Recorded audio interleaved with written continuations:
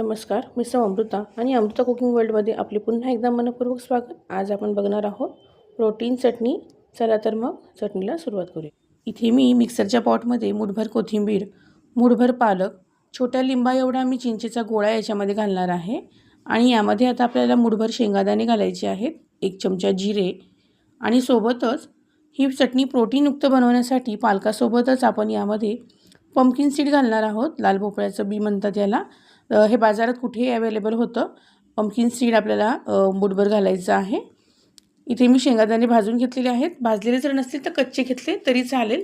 गरजेप्रमाणे मीठ आणि हळद इथे घालायची आहे आणि आपल्याला हे मिक्सरच्या पॉटला आधी भरडून घ्यायचं आहे। थोडंसं भरडून झाल्यानंतर आपल्याला यामध्ये पाणी घालायचं आहे आणि पाणी टाकल्यानंतर पुन्हा एकदा मिक्सरमध्ये फिरवून घ्यायचं आहे आणि सरसरीत अशी बॅटर तयार करायची आहे। तर आपली चटणी तयार झालेली आहे।